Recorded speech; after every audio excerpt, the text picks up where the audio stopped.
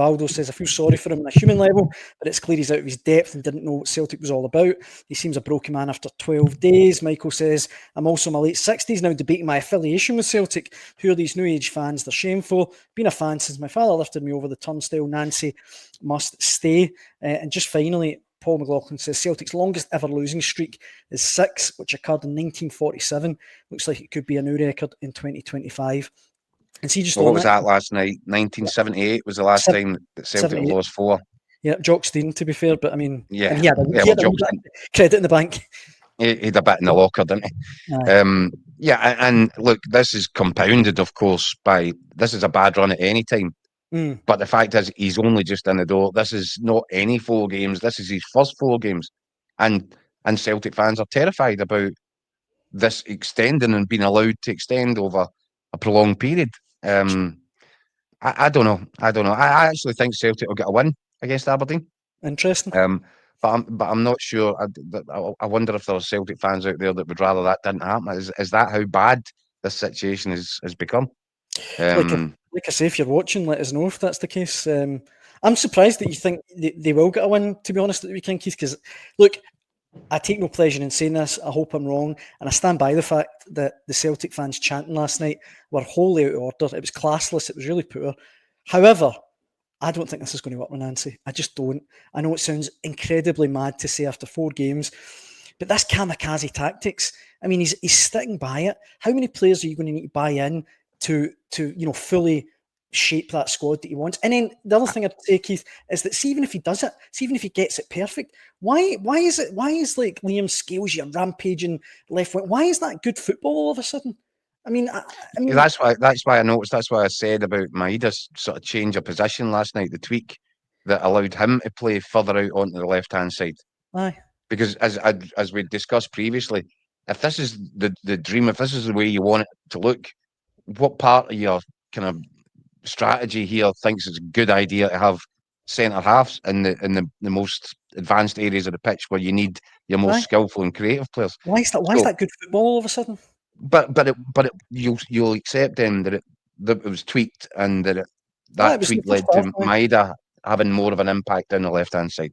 So maybe he is learning the job. Maybe when he's talking, and he needs to be careful with his messaging as well, because to stand there after the 4th straight defeat and say, but I see it getting better, that's just insulting the intelligence of people.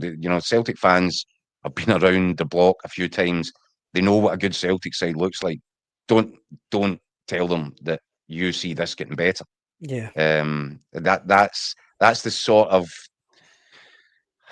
I don't know what, intransigence, stubbornness, pig-headedness that gets under the skin of people, and it's probably the reason as well that the Rangers fans turned as aggressively on Russell Martin as they did, because you can't come out week in, week out and tell everybody, I've got this right and it's you that's got it wrong.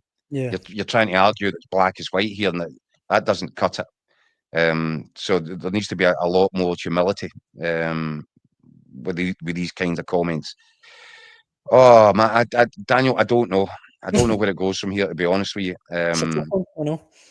And also, listen, the whole setup, right? And he keeps saying, and this is another strange thing, and we've discussed it. It's not about the system. It's not about. Well, why have you changed it all then? Why have you thrown out? Why the green print that Martin O'Neill left you? Because he devised a structure that was, that was going to suit these players to the best of their abilities.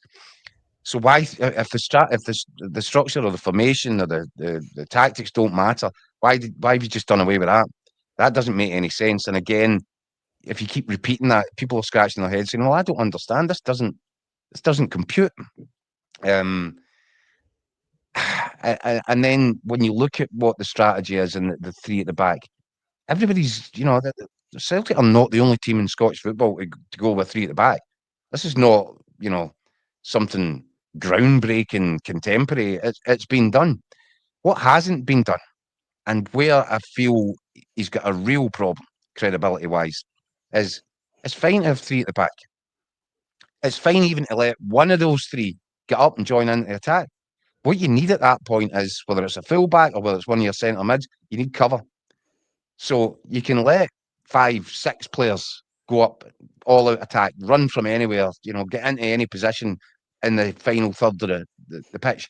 But you need to be organised behind that, Yeah. because if you're not, and if you don't have enough bodies, then you're just absolutely chin hanging open on the counter attack.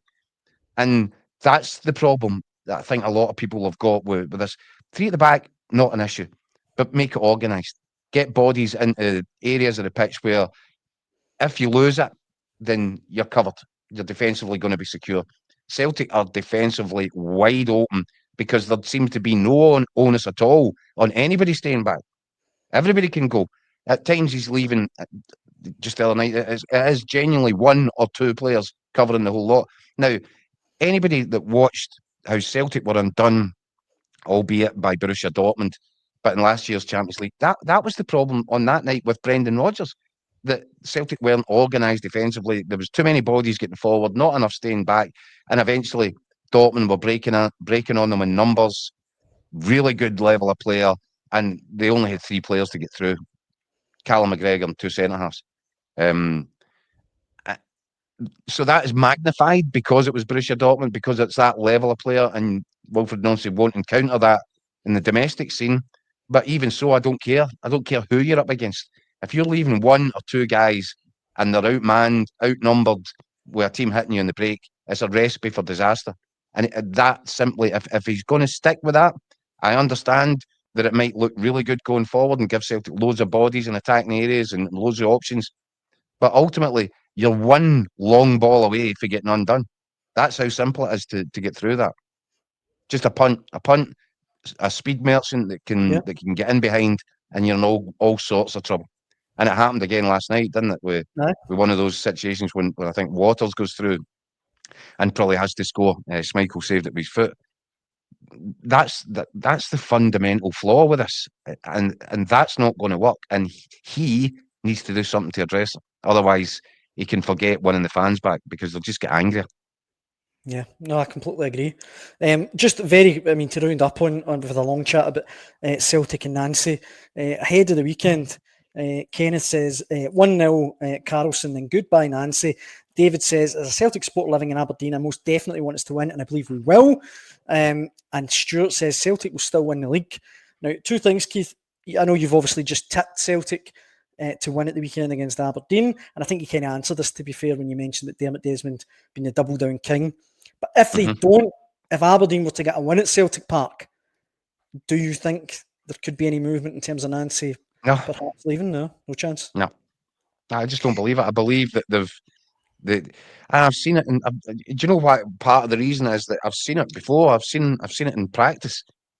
Dermot Desmond, when the fans make demands of him, he doesn't respond well to that sort of stuff. He doesn't respond well to attempts to browbeat him into doing things. His MO would say to me that he's most likely to go the other way entirely, the opposite way. Now, I don't know if that's because he's a billionaire who doesn't like being told to do anything by anyone, but it's the way that he leads. And so, as I said to you, Daniel, I don't know if the results leading into January are going to make whatever they may look like. I don't think that they are going to be the overriding factor here. I think that they've made a decision. They've got their man. They're going to give him January, and then keep their fingers and their toes and everything else crossed that everything starts to fall into place. I get I'm asking you to look into a crystal ball here, but going back to Stuart's comment before we just round off on Celtic, I think if Nancy stays, Celtic don't win the league.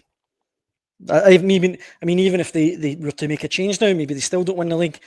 But I think if he stays, Hearts will win the league.